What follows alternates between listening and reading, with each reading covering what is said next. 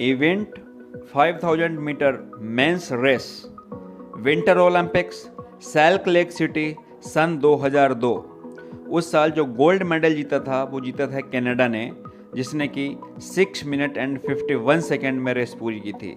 जबकि जो 4th स्थान पे पहुंचा था वो अमेरिका था, जिसने कि 7 मिनट एंड 30 सेकेंड में अपनी रेस पूरी की थी। Event 100 metre butterfly men's swimming, Beijing games, सन 2008।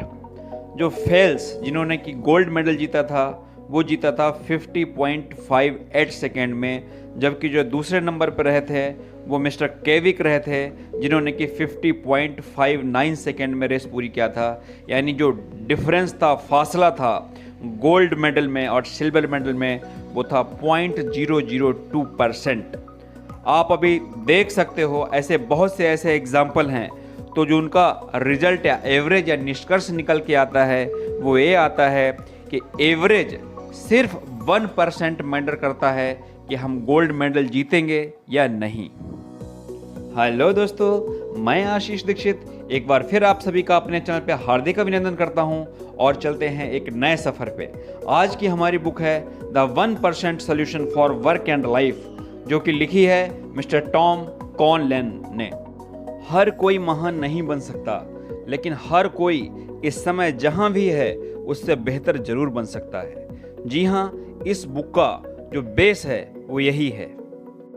इस बुक की शुरुआत होती है जब इस बुक के राइटर मिस्टर केन अपने बेटे का फुटबॉल मैच देखने के लिए जाते हैं, और वहाँ पे वो देखते हैं कि उनके बेटे की जो टीम है फुटबॉल टीम, उसमें हर एक सदस्य में और जो फुटबॉल टीम के कोच मिस्टर जिम हैं उनमें एक अलग तरीके की ही पॉजिटिव एनर्जी देखते हैं। वो मैच जो है उनका बेटा जीत जाता है। तो मैच का सेलिब्रेशन होने के बाद मिस्टर केन, जो कि बेटे के कोच रहते हैं, मिस्टर जिम उनके पास जाते हैं और उनसे इस एनर्जी का राज पूछते हैं कि इतना जल्दी, पिछले साल जब मैंने आपको देखा था तब आपके अंदर इतने पॉजिटिव चेंजेस नहीं थे, लेकिन अभी आप एकदम असाधारण से दिख रहे हो। तो मिस्टर जिम बताते हैं कि ये एक जर्नी है, अगर आप चाहो तो मेरे साथ चल सकते हो, लेकिन मिस्टर केन याद रखना कि इसे ज्वाइन करने से पहले मैं 3 शर्तें आपको बताना चाहूँगा। तो मिस्टर केन पूछते हैं बताइए वो कौन सी 3 शर्तें हैं। तो मिस्टर जिम बोलते हैं कि पहली शर्त यह है कि इसकी जो ट्रिक्स हैं वो अपनी वाइफ के अलावा आपको किसी के साथ शेयर नहीं करने की। दूसरी जो है कि अगर आप 100% श्योर हो कि आप अगर जर्नी शुरू करोगे तो इसे ख़त्म भी करोगे, तो ही आप इस जर्नी को ज्वाइन करो, अदरवाइज ज्वाइन मत करना। थर्ड और लास्ट शर्त जो है वो ये है कि एक बार आपका कोर्स पूरा हो जाए उसके बाद विद इन 180 डेज, यानी कि 6 महीने के अंदर आपको अपनी ही तरह किसी एक और आदमी को ट्रेंड करना रहेगा। मिस्टर केन खुशी खुशी वो शर्तें मान लेते हैं। उसके बाद मिस्टर जिम उनको 5 लोगों से मिलने के लिए बोलते हैं। वो 5 लोग हैं। पहला मिस्टर कार्लोस, जो कि सेल्स एग्जीक्यूटिव का बंदा है, और उसके बारे में एक बात बोलते हैं वो कि अगर सेलिंग में कोई ओलंपिक गेम होते तो 100% गोल्ड मेडल वही जीतता था, मिस्टर कार्लोस। दूसरा जो इंसान है जिसके लिए बोलते हैं कि आप इनसे मिलना, वो मिस पैट, जो कि एक फिजिक्स टीचर हैं। थर्ड जो है वो मिस्टर बॉब, जो कि एक बहुत बड़े बिजनेसमैन हैं। नंबर 4 एक मिस क्रिस करके हैं, जो कि साइकोलॉजिस्ट हैं। और लास्ट मिस्टर जेफ, जो कि एक्स ओलंपिक ट्रायथलेटिक। तो सबसे पहले मिस्टर केन मिस्टर कार्लोस से मिलते हैं। मिस्टर कार्लोस उन्हें बताते हैं कि किसी एकदम बड़े लक्ष्य के बजाय अगर छोटी छोटी चीज़ों को अगर आप इम्प्रूव करने में कोशिश करो तो आपको उसका रिजल्ट अच्छा मिलेगा। आप कई बार ऐसे सोचते होंगे कि हमें ये भी इम्प्रूव करना है, वो भी इम्प्रूव करना है, तो आप डायरेक्ट बिग टारगेट के बजाय छोटा छोटा स्मॉल सिर्फ 1% सोचो कि हम रोज़ इम्प्रूव करें तो आपको रिजल्ट आएंगे। तो मिस्टर केन बताते हैं मेरे दिमाग में बहुत सारी चीज़ें हैं जिनको मैं इम्प्रूव करना चाहता हूं, लेकिन मैं नहीं करता हूं क्योंकि मुझे कुछ भी इंस्पिरेशन नहीं मिलता है, मुझे कहीं से कोई भी प्रेरणा नहीं मिलती है कि जो मैं काम शुरू करूं। तो उनके इस सेंटेंस को मिस्टर कार्लोस एक डायग्राम में बनाते हैं कि आप यही कहना चाह रहे हो क्या। तो मिस्टर केन बोलते हैं यस। तो कार्लोस बोलते हैं इसमें मैं एक छोटा सा एरो ऐड और करूँगा, तो आई होप कि इसका मीनिंग एग्जैक्ट डिफरेंट हो जाएगा जो आप लिख रहे हो। उसके बाद उन्होंने डायग्राम कुछ इस तरीके से बनाया। उसके बाद फिर उन्हें बताया कि ऐसा नहीं है कि आपको कोई प्रेरणा मिले तब आप काम करो, आप कोई भी काम शुरू करो और जब आप वो करना शुरू कर दोगे तो धीरे धीरे उसी काम से आपको प्रेरणा मिलने लगेगी। जैसे एग्जाम्पल, मैं छोटा था, स्विमिंग के लिए बहुत ज़्यादा डरता था। भले हमारा जो स्विमिंग पूल था वो मेरे घर के पास में ही था, लेकिन मैं कभी जाता ही नहीं था।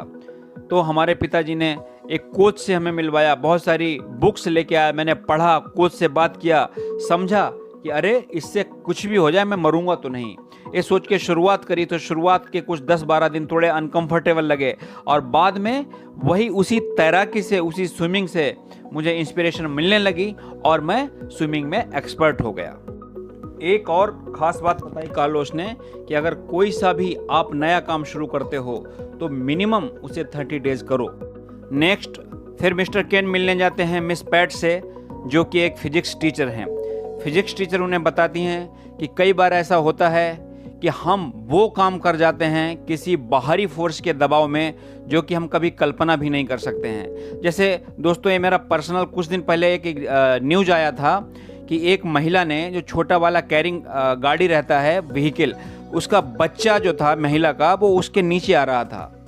तो उस महिला ने उस ट्रक को उठा दिया। अब आप सोचो, कोई महिला कभी किसी ट्रक को कितना भी कम वजन का रहने उठा सकती है क्या?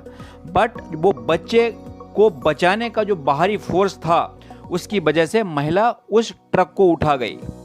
तो मिस पैट समझाती हैं कि हम उन्हीं बाहरी फोर्सेस का इंतज़ार क्यों करें, हम वही फोर्स अपने अंदर क्यों नहीं क्रिएट कर सकते हैं। ये न्यूटन का फर्स्ट लॉ बताती हैं कि न्यूटन का फर्स्ट लॉ यही है कि कोई भी चीज़ जब तक उसको बाहरी फोर्स ना लगाओ तब तक वो मूव नहीं होती है। लेकिन इसके क्रॉस क्वेश्चन में मिस्टर केन पूछते हैं, कोई भी चीज़ है अगर उसको कुछ बाहरी फोर्स लगा दिया तो वो चल पड़ेगी, आपकी बात सही है, लेकिन धीरे धीरे अपने आप रुक जाएगी। उन्होंने एक बॉल को उठा के फेंका, बॉल रबर की थी, तो वो धीरे धीरे शांत हो गई और एक जगह जाके रुक गई। तो मिस पैट बोली, आप बिल्कुल सही बोल रहे हो, लेकिन इसके लिए अपने आप को हमें बार बार उसी स्टार्टिंग पॉइंट पे लाना होगा, यानी अपने आप, अपने अंदर वो बाहरी फोर्स फिर से उत्पन्न करना पड़ेगा। दूसरी बात जो मिस पैट बताती हैं, वो बताती हैं कि यह आपने पेरेटो लॉ सुना होगा। पेरेटो लॉ क्या होता है? पेरेटो लॉ बोलता है कि कोई भी कंपनी हो, उसका जो 80% रेवेन्यू मॉडल है वो उसके 20% क्लाइंट से आता है। यहाँ पे जो मिस पैट बताती हैं इस ट्रिक के हिसाब से कि आपका 1% का आपके स्टाइल में, लाइफ स्टाइल में आपकी आदतें अगर सिर्फ 1% इम्प्रूव हो जाएं तो उनका जो रिजल्ट आता है वो बहुत ही वास्ट होता है। इन शॉर्ट, इसी लॉ को वो उलट करके बोलती हैं कि अगर आप अपने काम करने के तरीकों को सिर्फ 20% चेंज कर दो, यानी 1/5 चेंज कर दो, तो उससे जो आपका रिजल्ट है वो 80% बढ़ जाएगा। उन्होंने इसको इस डायग्राम द्वारा समझाया है। इस डायग्राम के बाद यहाँ पे कुछ और रिसर्च समझ में आती हैं, बताती हैं वो, जैसे कि अगर आप एक तालाब में छोटा सा कंकड़ डालो तो ऐसा नहीं है कि जहाँ पे कंकड़ गिरा है वहीं पे उसका फर्क गिरेगा, वो फर्क उसका धीरे धीरे चारों, पूरी नदी में चारों तरफ फैलेगा। इसी से रिलेटेड कुछ और भी रिसर्च हैं, जैसे कि अगर आप खुश हो तो 34% चांसेस होते हैं कि आपके नेबर्स यानी आपके पड़ोसी भी खुश रहेंगे।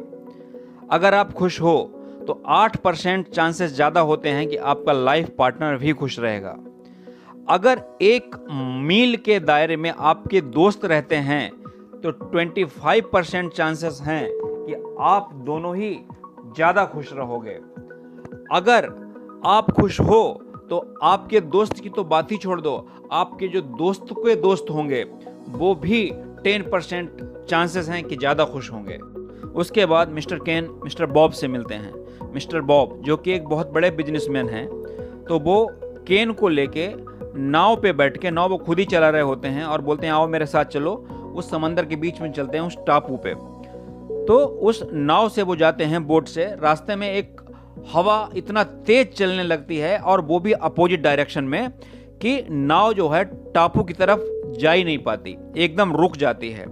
तो मिस्टर बॉब क्या करते हैं कि उसका थोड़ा सा डायरेक्शन चेंज करते हैं और थोड़े से स्लोप डायरेक्शन में अपनी नाव को चलाते हैं और धीरे धीरे करके नाव को अपने डेस्टिनेशन तक पहुंचाते हैं। और इसी एग्जाम्पल से समझाते हैं मिस्टर केन को कि आप देखो यहाँ पे अगर एंगल 1% भी गलत हो गया तो आप पता नहीं कहाँ के मारे कहाँ जाएंगे। साथ में वो ये भी समझाते हैं कि आप कोई भी काम करो, जब शुरुआत करते हो तो उसमें मास्टरी हासिल करने के लिए मिनिमम 10,000 आवर्स का अभ्यास चाहिए होता है, प्रैक्टिस चाहिए होती है, तब जाके कोई भी आदमी एक्सपर्ट होता है। वो यहाँ पे एग्जाम्पल देते हैं बिल गेट्स का। बोलते हैं कि कई बार ऐसा होता था कि बिल गेट्स के माँ बाप उनको सुबह उठाते थे बट वो उठते ही नहीं थे, सोते रहते थे। लेकिन बाद में उन्होंने एक बुक में ये चीज़ लिखा हुआ है कि रात में उठ के वो कहीं भी कंप्यूटर प्रोग्रामिंग के लिए चले जाते थे। कभी कभी तो वो रात में हार्वर्ड यूनिवर्सिटी में जाके चोरी करके और प्रोग्रामिंग किया करते थे। तो जब उन्होंने हार्वर्ड यूनिवर्सिटी को छोड़ा था जिस समय, उस समय उनका 10,000 आवर्स पूरा हो चुका था और वो मास्टर बने। उसके बाद मिस्टर केन मिस क्रिस से मिलते हैं जो कि एक साइकोलॉजिस्ट हैं और उनको बताते हैं कि 1% इम्प्रूवमेंट तो हमारे समझ में आ गया, लेकिन 10,000 आवर्स भी आपको चाहिए, तो इतना टाइम किसके पास है। तब उन्हें मिस क्रिस समझाती हैं कि इसे सिर्फ आप 1% मत लो, ये जैसे कि कंपाउंड इंटरेस्ट काम करता है वैसे ही आपका इम्प्रूवमेंट आपकी पर्सनालिटी पे काम करता है। आज आप जो हो, अगर 1% इम्प्रूवमेंट कल हुए तो कल के बाद जो आप 1% इम्प्रूव होगा वो आज के हिसाब से नहीं होगा, वो कल आप जो हो गए होगे उसके हिसाब से आप 1% इम्प्रूव करोगे। उसके बाद बताते हैं कि इसके लिए बहुत ही प्रॉपर इन्वॉल्वमेंट की ज़रूरत होती है। बोलते हैं कि न्यू ईयर, बोलते हैं आप कब से करोगे, तो मिस्टर केन बोलते हैं कि ठीक है, मैं न्यू ईयर रेजोल्यूशन लेके और जिसका भी मुझे इम्प्रूवमेंट करना है वो लिखता हूँ। तब मिस क्रिस बताती हैं उनको कि ये रिसर्च में पाया गया है कि जो लोग भी न्यू ईयर रेजोल्यूशन बनाते हैं वो 88% चांसेस होते हैं कि वो फेल होते हैं। ये चीज़ उन्होंने बहुत प्रॉपर तरीके से डिटेल में समझाई है। उसके बाद मिस्टर केन पूछते हैं कि फिर हम ऐसा क्या करें कि जो हमें अगर कुछ भी इम्प्रूवमेंट करने का हो तो एकदम सक्सेसफुली पॉजिटिवली हो जाए।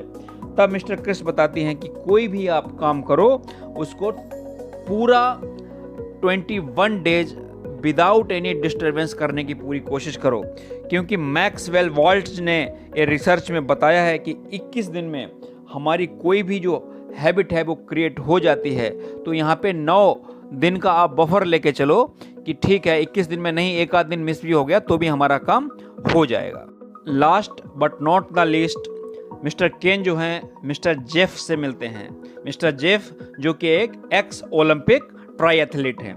तो वो जब उनसे मिलते हैं तब बताते हैं कि शुरुआत में बहुत मेहनत करता था, मेरा बचपन से ही ख्वाब था कि मैं ओलंपिक में हिस्सा लूँगा, और उनका ख्वाब जो था 22 साल की उम्र पे पूरा हो गया और वो ओलंपिक में सेलेक्ट हुए और 4th रैंकिंग पे आए थे। उसके बाद उन्होंने सोचा कि अब मैं गोल्ड मेडल भी प्राप्त करूंगा, तो उसके लिए उन्होंने दिन रात एक कर दिया। हालांकि उनके जो कोच थे उन्होंने बताया कि आप इतना मेहनत मत करो, थोड़ा सा रेस्ट लो, रेस्ट बहुत ज़रूरी है। नॉर्मली जो एथलीट होते हैं उनको ओलंपिक गेम से 1 महीने पहले जो उनका शेड्यूल होता है उसमें थोड़ी ढील दे दी जाती है ताकि वो थोड़ा रेस्ट ले सकें।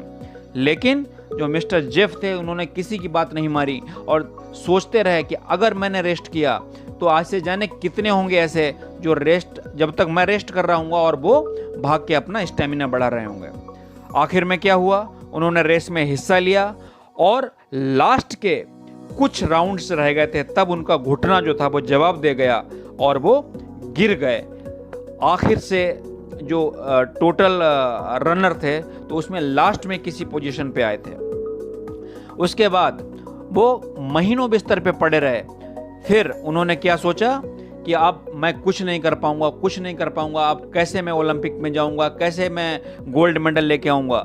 लेकिन सडनली एक दिन उन्हें एक मनोचिकित्सक ने वही 1% वाला फार्मूला बताया कि आप डायरेक्ट हाई मत सोचो, सिर्फ ये सोचो कि आज आप जो हो उससे 1% कैसे आप इम्प्रूव कर सकते हो कल को। तब उनके बात समझ में आ गई। तो अगर उठ नहीं पाते थे तो सिर्फ उन्होंने अपना ध्यान केंद्रित किया कि आज उठ नहीं पा रहा हूं तो कम से कम पहले मैं उठना सीखूं, उठना सीख गया तो अब कम से कम चलना सीखूं, चलना सीख गया तो कम से कम फास्ट चलना सीखूं। इस तरीके से उनके दिमाग से जो अननेसेसरी प्रेशर था वो हट गया और वो अपने आप को रिकवर कर गए। तो इस कहानी के बाद वो बताते हैं कि किसी के लिए भी जो अपना गोल अचीव करना चाहता है, मिनिमम 7 to 8 आवर्स नींद बहुत ज़रूरी है। अब अगर मैं आपको इस बुक की एजेंस कुछ पॉइंट्स में बताना चाहूँ तो 5 पॉइंट्स में आपको बताना चाहूँगा। पहला पॉइंट है कि आप कॉन्संट्रेट एफर्ट से एक डेली एक्टिविटी जो है उनकी एक आप समय सारणी बनाएं। नंबर 2 जो है कि कोई भी काम है अगर आप कॉन्संट्रेट होकर कर रहे हैं तो 90 मिनट से ज़्यादा एक बार में काम मत करें। 90 मिनट्स के बाद एक ब्रेक दें, थोड़ा सा एक्सरसाइज करें या थोड़ा टहलें, उसके बाद फिर से दोबारा काम करने बैठ जाएं।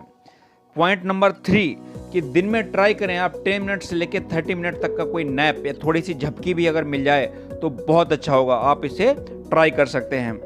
नंबर 4 कि रात को कम से कम कोशिश करें कि 7 से 8 घंटे की साउंड स्लीप आपको होनी ही चाहिए। और लास्ट में कि आप रेगुलर वैकेशंस मनाते रहें। तो आपको कैसी लगी बुक आप अपने कमेंट्स में ज़रूर हमें बताएं।